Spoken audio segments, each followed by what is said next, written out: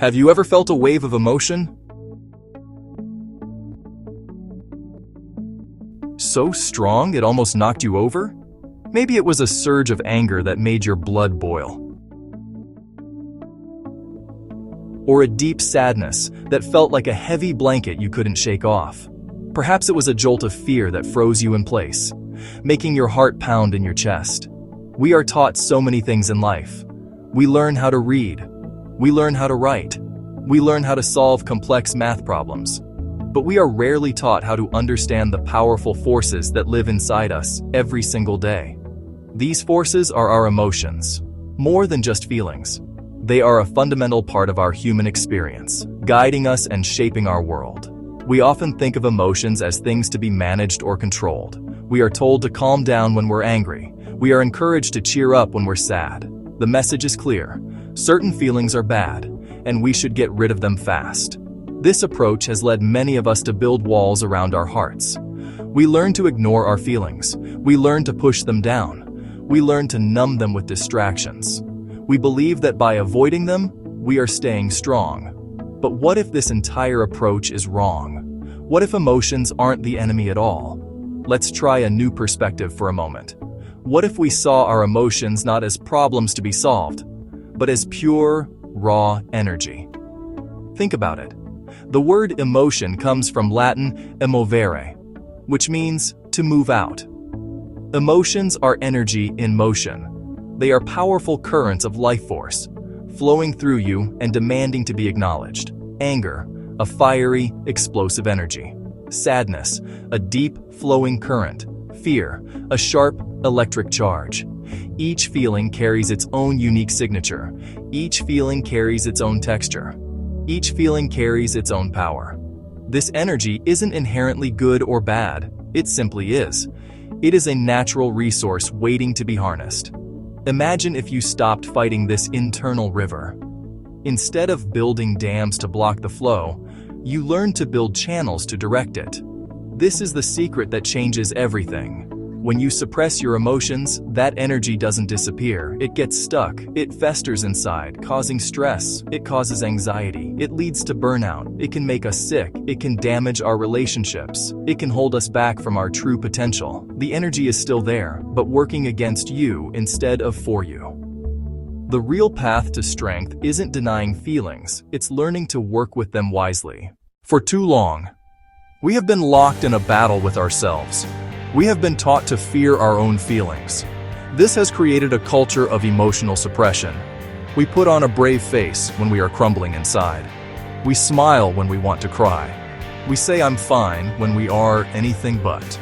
This constant act of hiding our true emotional state is exhausting. It disconnects us from our authentic selves and from the people around us.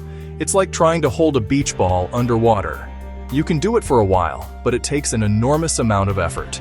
And eventually, it's going to pop up unexpectedly, often with explosive force. But there is another way. It is a path that doesn't ask you to ignore your pain or pretend you aren't afraid. It's a path that honors every part of your experience. This is the path of emotional alchemy. Alchemy was the ancient practice of turning lead into gold. It was a process of transformation. Emotional alchemy is the modern practice of transforming our most difficult feelings into our greatest strengths. It is the art of taking the raw, messy, and often painful energy of our emotions and turning it into something valuable. It's about turning lead into gold, but the transformation happens within you. What if you could turn your anger into unstoppable drive? Imagine channeling that fiery energy into finishing a project, standing up for what you believe in, setting a boundary that protects your peace. What if you could turn your fear into laser-sharp focus? That electric jolt of fear can heighten your senses and clarify your priorities, helping you prepare and act with precision when it matters most. What if you could turn your deep sadness into profound strength and compassion? Sadness connects us to what we've lost and what we value, building our capacity for empathy and resilience. This is not a magical trick. It is a skill. It is a practice you can learn. Over the next few minutes, we are going to explore a simple, 3-step framework to begin your journey as an emotional alchemist. You will learn how to turn your raw emotions into your personal superpowers. It won't require you to change who you are. It will only ask you to be more of who you are, with courage, with consciousness. It's a process of naming what you feel, allowing yourself to truly feel it, and consciously redirecting its power. This is your invitation to stop fighting your feelings and start using them to build the life you want. The first step in any transformation is awareness. You cannot change what you do not acknowledge. This is especially true for our emotions. The journey of emotional alchemy begins with a simple yet profoundly powerful act: naming what you feel. This might sound too basic to be effective, but neuroscience tells us a different story. Research from UCLA shows that when we put our feelings into words, something remarkable happens in our brains. The simple act of labeling an emotion helps to calm down the amygdala, the part of our brain that acts as an alarm system. It reduces the intensity of the emotional response, giving you back a sense of control. It's like turning on a light in a dark room. Suddenly, the scary shadows become familiar objects. You are no longer overwhelmed by a nameless, shapeless dread. You are facing something specific: sadness, disappointment, fear. Think about a time you felt a storm of confusing feelings brewing inside you. Your chest was tight, your thoughts were racing. A sense of unease settled over you like a thick fog. In that state, you are adrift on a turbulent sea of emotion. You are at its mercy. But the moment you can pause and say, "Okay, this feeling is anxiety. I am feeling hurt and rejected," everything shifts.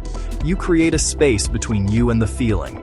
You are no longer the storm. You are the one observing the storm. Naming the emotion gives it a boundary. It contains the energy, making it manageable instead of all-consuming. This act of naming is an act of courage. It is the first step in taking your power back from the chaos of unchecked feelings. This process is not about judging the emotion or analyzing why you feel it. Not yet. It is simply about recognition. It's about looking at the raw energy moving through you and giving it a name. Susan David, a psychologist at Harvard Medical School, calls this emotional granularity.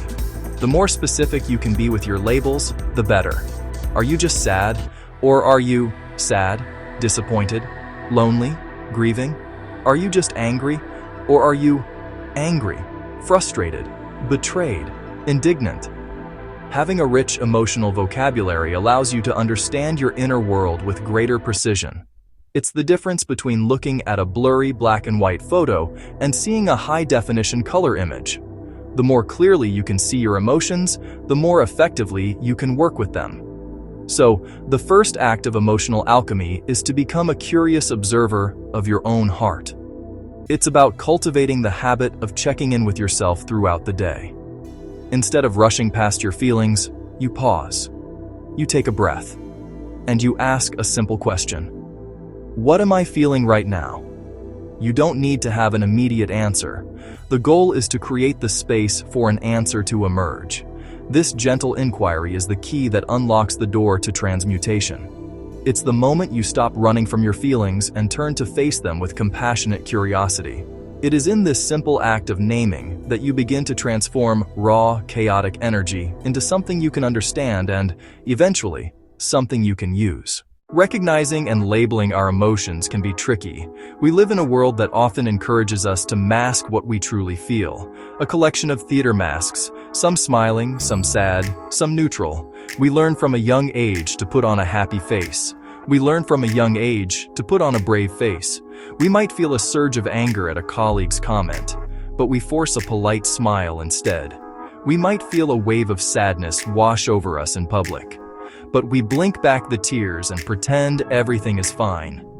These masks become so habitual that we can even start fooling ourselves.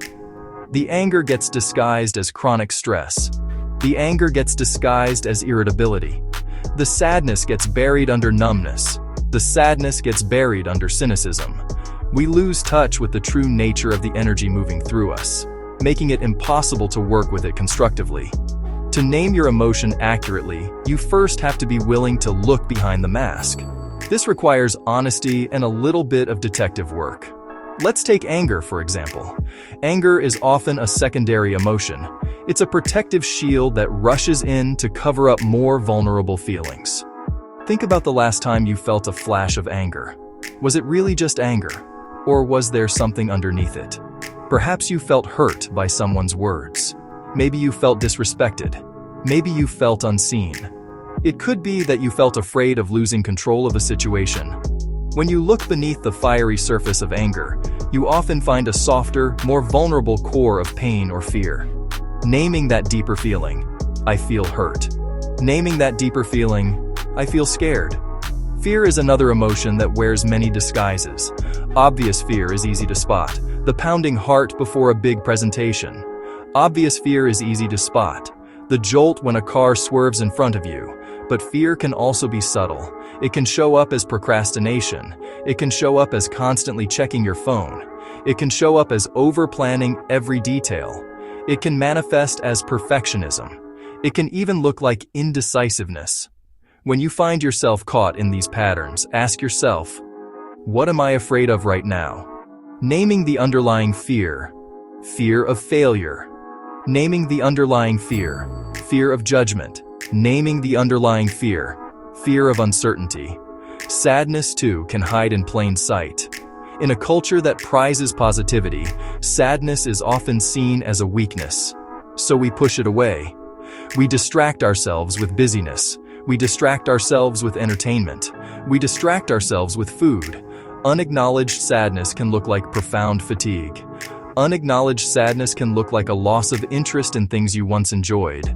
Unacknowledged sadness can look like a persistent feeling of being empty. Allowing yourself to name it, I am feeling grief. Allowing yourself to name it, I am feeling lonely. Allowing yourself to name it, I am feeling deep disappointment. This honest labeling is not about wallowing. It is about honoring the truth of your human experience. That truth is the necessary foundation for any true healing and transformation. Section 3. The language of your body. Sometimes your mind can't find the right word for what you're feeling. Our thoughts can be a confusing jumble, especially when emotions run high. In these moments, turn to your body. Your body is in constant communication with you. It doesn't use words, but it speaks a clear and honest language through physical sensations. It is the ultimate truth teller. While your mind tells stories and justifications, your body reflects the raw energy of the emotion as it moves through you. Learning to listen to its signals is fundamental for identifying feelings when the mind is clouded. Your body knows the score and is always trying to get your attention.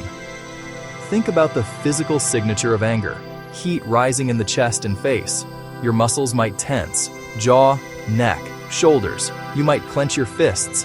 Heart rate increases. Breathing becomes shallow and rapid. These are not random symptoms. Your body is preparing you for a fight. It's flooding you with energy to confront a perceived threat. Pause and recognize, this is the feeling of anger in my body. You connect the physical experience to the emotional label. Now, the physical landscape of fear. Fear often feels cold. A pit in your stomach. A sudden emptiness in your chest. Hands get clammy. A tremor through your limbs. Breathing might stop for a moment, or become very quick and shallow. Fight or flight kicking in, and sometimes freeze. Tune into cues. Tightness in your gut. Shakiness in your hands. Name it. This is what fear feels like. Don't get lost in the story. Acknowledge the physical reality. Sadness has a distinct physical presence. It often feels heavy. Weight on the chest. Difficulty taking a deep breath. Shoulders slump forward. Energy levels plummet. A lump in the throat. Burning behind the eyes. Energy of release and withdrawal. Your body slows down, inviting inward processing. Notice the heaviness. Notice the physical ache. Gently name it. This is sadness. Reading bodily signals is like learning a new language. It is direct, honest, powerful. It grounds you in the present and provides clarity to move to emotional alchemy. Table of contents. Part 3. Act 2. Feel it fully. About 4 section. Section 1. the courage to be present. Once you have named the emotion, the next step is perhaps the most courageous of all. It is the step that goes against everything we have been taught to do. The next step is to feel it fully, without judgment, without resistance, and without the frantic need to make it go away. This is where the real work of alchemy begins. It's one thing to look at the storm from a safe distance and give it a name. It's another thing entirely to willingly walk into the heart of it. This isn't about wallowing in the feeling or letting it consume you. It is about being present with the raw energy of the emotion as it moves through your body. It is an act of profound self-compassion, a declaration that you are strong enough to hold your own experience. We are masters of avoidance. The moment an uncomfortable feeling arises, our minds leap into action. We distract ourselves with our phones, scrolling endlessly. We drown the feeling in work. We drown it in food. We drown it in entertainment. We might even try to think our way out of the feeling, analyzing, dissecting, creating stories until we're lost in a maze of thoughts. But all of these strategies are forms of resistance. They are ways of saying, I can't handle this. This is too much. Feeling it fully is the opposite. It is a quiet, powerful choice to stay. It is the decision to sit with the discomfort, the heat, the ache, the emptiness, and simply allow it to be there. This practice requires a shift in your mindset. You are not trying to fix the feeling or get rid of it. Your only job is to be a compassionate witness to it. Imagine a small child comes to you, crying because they fell and scraped their knee. You wouldn't tell them to stop crying or ignore their pain. You would sit with them, hold their hand, and let them know you are there. You would allow them to feel their hurt in a safe space. This is how you must learn to treat yourself. When sadness comes to visit, when anger comes to visit, you invite it in. You offer it a seat. You listen to what it has to say through the language of your body, without trying to rush it out the door. This is not easy, especially at first. It will feel counterintuitive. Your every instinct might scream at you to run, to numb, to do anything other than feel the raw intensity of the emotion. This is where your courage comes in. The courage to be present with your own vulnerability is the foundation of emotional strength. It is the practice of showing up for yourself, no matter what is happening inside. It is in this space of radical acceptance that the emotion begins to lose its terrifying power over you. You are no longer its victim. You are its gentle, curious, and courageous host. And by allowing it to be seen and felt, you prepare it for transformation. Ah, yeah. Section 2. The myth of resistance. We resist our difficult emotions because we are afraid of them. If we truly let ourselves feel the full force of our sadness, we will drown in it forever. If we allow ourselves to feel our anger, it will spiral out of control and cause destruction. If we open the door to our anxiety, it will become a permanent resident in our minds. So we fight, we push, we shove, we build walls, we suppress. We believe that this resistance is what keeps us safe, what keeps us in control. But what if the exact opposite is true? What if our resistance is the very thing that keeps us stuck? An emotion is energy that needs to move through you. When you resist it, you are essentially building a dam. The energy of the emotion, the water, doesn't vanish. It piles up behind the dam, building more and more pressure. Suppressed emotions often lead to chronic stress, anxiety, sudden explosive outbursts. The energy is trapped, looking for any crack to escape. The suffering isn't from the emotion, but from the effort to hold it back. Resistance amplifies the feeling. It gives the emotion more power and a longer lifespan. The great paradox: what you resist persists. It's like quicksand. Your instinct is to struggle and thrash. That only makes you sink faster. The way out is to relax. Spread your weight. Allow yourself to float. Same with emotions. Stop fighting. Allow the feeling to be there. The energy stuck behind the dam can begin to flow. The intensity begins to soften, almost immediately. Your suffering decreases because the fight is over. Full feeling reduces intensity. Give an emotion space without judgment and it begins to change, like a storm passing through. Allow it to rain, The clouds will part. The sun will come out. Allowing yourself to feel is an act of surrender, not weakness. It's a wise, powerful strategy. The only way out is through. By dropping resistance, you are not giving in. You are reclaiming the massive energy spent fighting. When you decide to sit with a powerful emotion, your mind will likely try to pull you away. It will start telling you stories about the feeling. It will blame others. It will worry about the future. It will replay past events. This is how the mind avoids the raw, physical discomfort of the emotion itself. To truly feel it fully, you need an anchor. You need something to hold onto that keeps you grounded in the present moment, rather than getting swept away by the river of your thoughts. Your most reliable and ever-present anchor is your body. By focusing on the physical sensations of the emotion, you can stay with the direct experience, instead of getting lost in the narrative. Let's try a short exercise. Next time you feel a wave of emotion, find a quiet place to sit for a few minutes. Close your eyes if that feels comfortable. First, simply notice your breath. Don't try to change it, just observe it. Now, scan your body.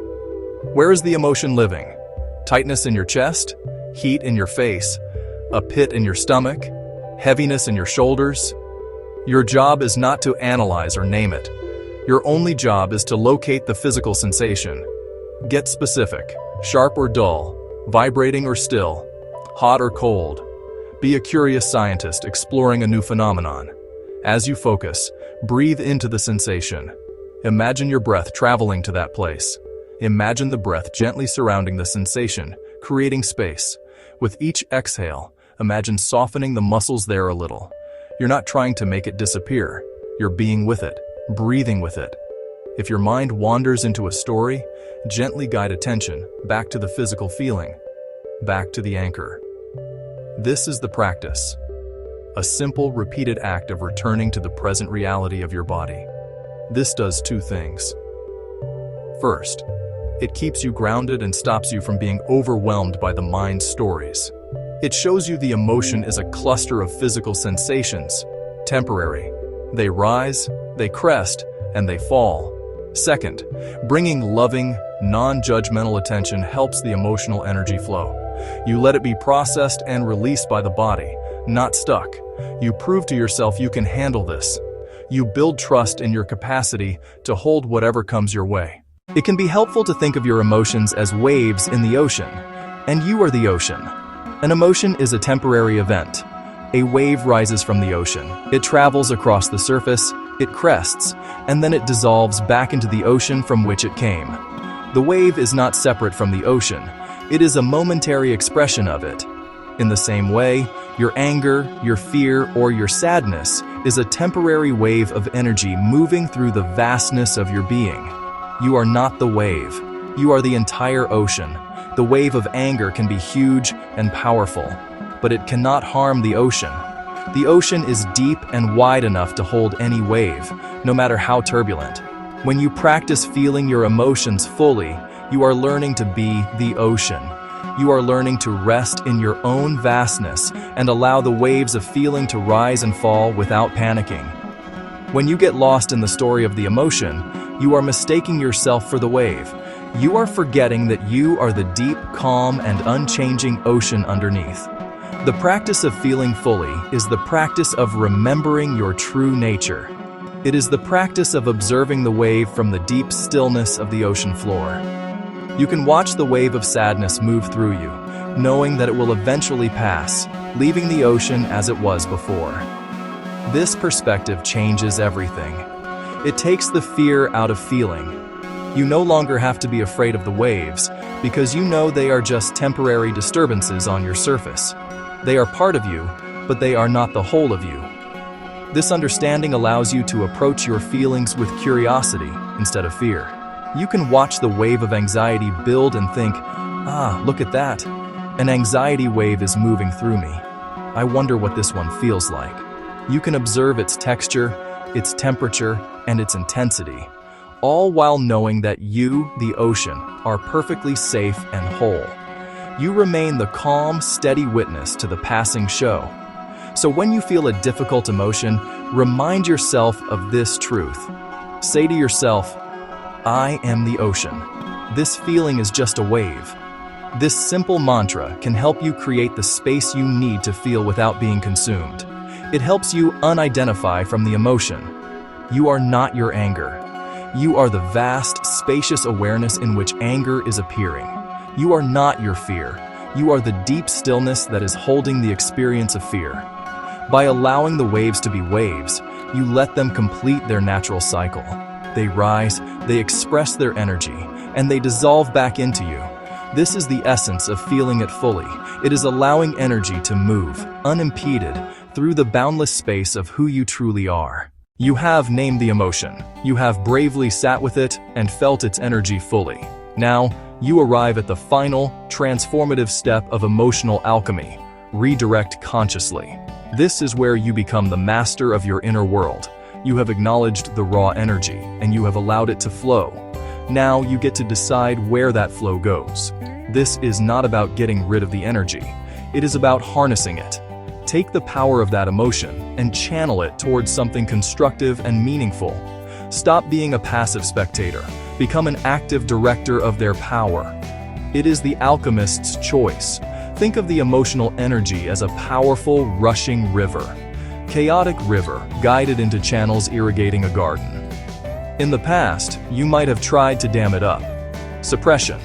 Or you were simply swept away by its current, overwhelmed. By naming it and feeling it, you stand calmly on the riverbank, observing without being pulled under. Now, you will build channels. You will dig pathways. Guide the river's power away from destructive patterns. Rumination. Guide the river's power away from destructive patterns. Lashing out. Redirect it toward fertile ground. Water the gardens of your goals. Water the gardens of your creativity. Water the gardens of your relationships. Water the gardens of your well-being. The power was always there. Now you learn to use it with intention. This step requires a conscious pivot. After the wave crests and begins to subside, there is a moment of clarity. The intense physical charge softens, but the energy remains. It's a potent, kinetic force, now pliable and ready for a new mission. Ask, how can I use this energy? Ask, what does this energy want to fuel? This question shifts you from reaction to creation. Stop asking, why do I feel this way? Instead ask, given that I feel this way, what can I build with this power? Don't pretend you are not sad or angry. Redirection honors the nature of the emotion. Anger, fiery energy for decisive action. Fear, sharp electric energy for focused preparation. Sadness, deep, heavy energy for reflection and creative expression. You are not trying to turn anger into happiness. Instead, align the emotion's natural quality with a task it can power. This is emotional jujitsu. Use momentum to your advantage. Don't fight it. So, how do you actually build these channels? The process of redirection can be incredibly simple. It often starts with small physical actions that create a bridge from the inner feeling to an outer expression. These are micro habits that you can turn to in the moment. Let's say you have just sat with a wave of anger. The energy is hot and buzzing through your body. Instead of letting it fester into resentment, you can consciously redirect it into movement. A person on a yoga mat moving through a powerful warrior pose, their body strong and face focused, channeling energy into the stretch. You could go for a brisk walk. You could go for a run. You could do a set of push-ups. You could put on some loud music. Clean your kitchen with focused intensity. The goal is to give the fiery energy a physical task to complete.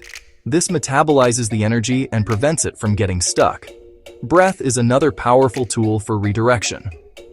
After feeling the intensity of an emotion, you can consciously alter your breathing pattern to guide the remaining energy.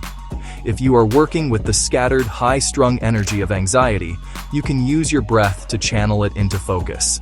A simple technique is box breathing. Inhale for a count of 4. Hold for 4. Exhale for 4. Hold for 4. This rhythmic pattern calms your nervous system and gathers that dispersed energy, transforming it from frantic static into a coherent signal. You are consciously using your breath to tell your body, the danger has passed. Now, we will use this heightened awareness to concentrate. Creative outlets are another magnificent channel for emotional energy. Sadness, in particular, can be a source of incredible depth and creativity. When you are feeling the heavy, reflective energy of sadness, you can redirect it into journaling. Write down everything you are feeling without censorship. You can also channel it into painting, drawing, playing an instrument, any form of artistic expression. You are not trying to create a masterpiece. You are simply giving the deep currents of your sadness a place to flow. This transforms the energy from a weight that pulls you down into a source of profound insight and beauty. It allows you to create something meaningful from your pain. Focused tasks provide yet another channel. When fear makes you want to retreat and hide, you can redirect its clarifying energy into productive preparation. If you are afraid of a big presentation, channel that nervous energy into one more run-through of your slides. If you are anxious about a difficult conversation, use that energy to write down the key points you want to make. Fear sharpens your attention to potential threats. You can use this heightened attention to your advantage by focusing it on planning and problem solving. By giving the energy of fear a specific job, you turn it from a paralyzing force into a strategic asset that helps you prepare for challenges with clarity and precision. As you practice this three-step process, you will begin to see a fundamental shift in your relationship with your emotions. They will no longer be disruptive forces that derail your day. Instead, they will become reliable signals that provide the exact energy you need to navigate life. You are learning to transmute the lead of raw feeling into the gold of intentional action. Emotions become your superpowers. You develop deep trust in your inner resources. Knowing whatever feeling arises, you can work with it wisely and use its power for good. You are becoming an alchemist. Let's look at the specific transformations. Anger, once a destructive fire, becomes disciplined action. Feel its heat rising. It's a signal a boundary was crossed or an injustice occurred. After feeling it, don't channel it into yelling or blaming. Channel it into setting a clear boundary with calm resolve. Use it to make a difficult phone call. Use it to advocate for yourself or for others. Anger overcomes inertia and drives positive change, protecting what matters with strength and integrity. Fear, once paralyzing, becomes sharpened attention. The electric jolt of fear is your nervous system's shot of espresso, a gift of heightened awareness. Don't let it spiral into anxiety. Welcome it as a tool for focus. Use it to double-check important work. Use it to notice subtle details in negotiation. Use it to prepare meticulously and plan solutions. Fear becomes a strategic advisor, helping you see clearly and act with precision. Sadness, once a heavy blanket, becomes resourceful resilience. Its weight connects you to what you value most. It's a signal to slow down. It's a signal to turn inward. It's a signal to connect with your heart. Channel its deep energy into reflection. Gain clarity on priorities. Use it to cultivate empathy. Connect more deeply with others who are hurting. Moving through sadness builds inner strength, proving you can endure loss and emerge wiser. Sadness becomes compassion's wellspring and the bedrock of resilience, connecting you to shared humanity. This is the promise of emotional alchemy. The journey of emotional alchemy is not about achieving a state where you no longer feel pain, fear, anger. That would not be human. Instead, it is the courageous practice of showing up for all of it. The commitment is to turn toward your feelings rather than away. Every emotion that moves through you is a source of energy, a source of information, a potential source of incredible power. Be a student of your own heart. Become a compassionate witness to your experience. From that presence, become the conscious creator of your life. The power was never outside you. It's in the raw energy of your feelings. One final, brief practice. Take a single, gentle breath. Name one thing you're feeling: contentment, boredom, a touch of anxiety. Give it a label. Next breath. Feel where it lives in your body. Warmth in your chest, tightness in your shoulders. Notice the sensation without judgment. Final breath. Ask, what could this energy help me do right now? Contentment. Channel into gratitude. Boredom. Redirect into curiosity. This is the framework in 3 breaths. Name it. Feel it, redirect it. This three-step process is your key to transforming your relationship with yourself. It's practice, not perfect performance. Some days you'll get swept away. Sometimes you'll fall back into old habits. That's okay. The goal is awareness. Each practice strengthens your emotional alchemy. See feelings not as liabilities, but as trusted allies on the path to a wholehearted life. Begin today. Start small. Start with the next feeling that arises. Don't wait for crisis. Practice with small ripples of irritation, fleeting moments of joy. See them as energy. See them as fuel. Turn the lead of raw emotion into the gold of purpose, connection, strength. You are the alchemist. The laboratory is your heart. Embrace every part of your beautiful, messy, powerful human experience. The journey is yours. Begin now.